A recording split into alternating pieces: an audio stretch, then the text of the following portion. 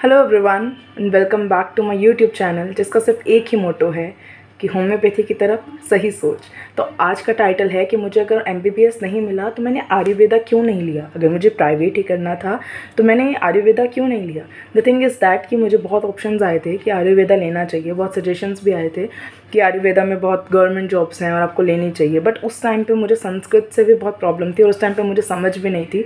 मुझे सिर्फ इतना था कि मैं एक बार घर से दूर जाना चाहती हूँ क्योंकि मैं बहुत एमबीबीएस से रिलेटेड तैयारी करके फ्रस्ट्रेट हो गई थी। मतलब मैं बहुत ज़्यादा पज़ल हो गई थी और घूमने जाना is not an option for me क्योंकि अकेले चाइल्ड को आप भेज नहीं सकते। फ्रेंड्स और सब बिजी थे तो बहुत सारे कंडीशन थे जिसकी वजह से मैं जा ही नहीं पाई।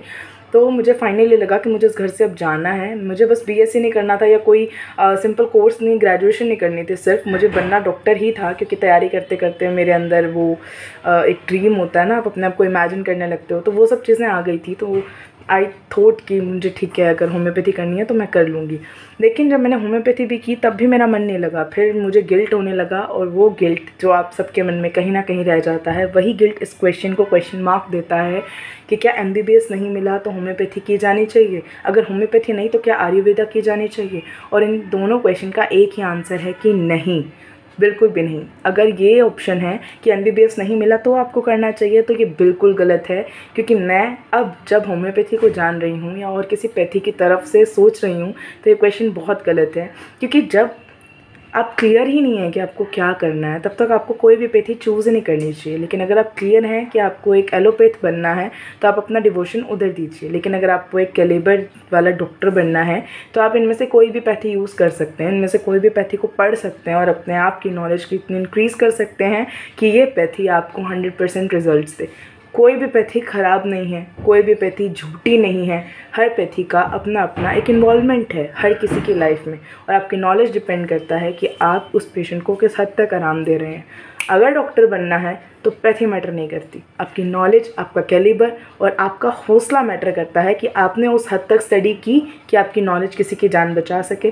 बिकॉज लास्ट में डॉक्टर का सिर्फ एक ही काम रह जाता है, उस पेशेंट की तरफ अपना पूरा जी जान लगा दे ताकि उसकी जान बच सके। नाउ हम अपने क्वेश्चन की तरफ मूव करते हैं कि मैंने होम्योपैथी क्यों ली। ठीक है, मैं इजीली बता चुकी हूँ कि मुझे उस टाइम पे समझ नहीं थी, लेकिन मुझे संस्कृत नहीं लेनी थी। मुझे गवर्नमेंट जॉब, मैंने कहा था कि मैं पढ़ लूँगी, मैं कर लूँगी लेकिन मैं संस्कृत नहीं पढ़ सकती। और मुझे ये भी था कि 1 साल ही तो पढ़ना है संस्कृत, बट स्टिल मैं रिलेट नहीं कर पाई आयुर्वेद से अपने आप को। लेकिन आज जब मैं जानती हूँ तो मुझे वो भी अच्छा लगता है कि ठीक है, अगर मैं उधर भी होती तो शायद उसकी तरफ डिवोट हो जाती। लेकिन बात ये थी कि आप जिसकी तरफ जा रहे हैं उसकी तरफ डिवोट हो जाइए। Now the thing is that कि होम्योपैथी लेने पे मेरे पे क्या असर पड़ा। लेनी चाहिए आप लोगों को। तो अगर आपको एमबीबीएस नहीं मिला फिर होम्योपैथी लेनी है तो sorry, I will not suggest you कि आपको जाना चाहिए। लेकिन अगर आपको एक डॉक्टर बनना है तो आपको पक्का जाना चाहिए। क्योंकि मेरे एक प्रोफेसर का स्टेटमेंट है कि this is the best pathy जो कि बहुत ही कम कैलिबर वाले लोगों के हाथों में है।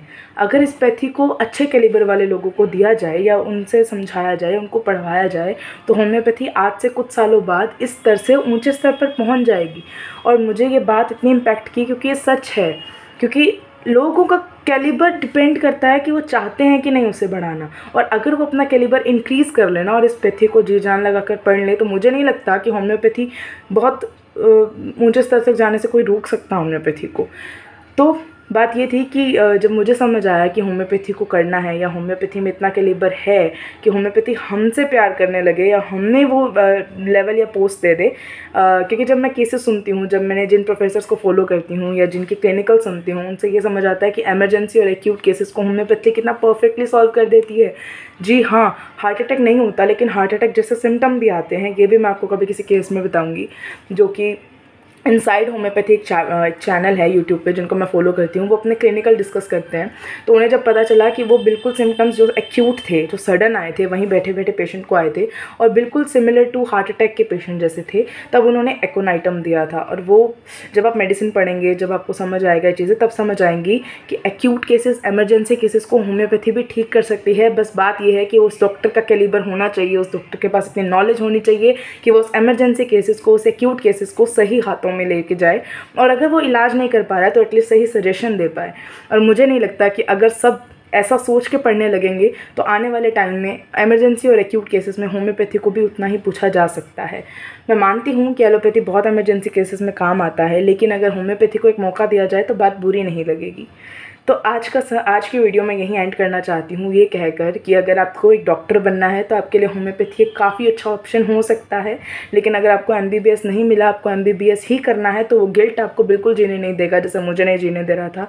और मैं नहीं चाहती किसी का गिल्ट किसी के डिप्रेशन का कारण बने या सैडनेस का कारण बने, या 5 साल जो आप अपनी अगली मेडिकल फील्ड को देने जा रहे हैं उसमें आपका जी ही ना लगे। सोच समझ के डिसीज़न लीजिएगा। लाइफ आपकी है, डिसीज़न आपका है। बाय।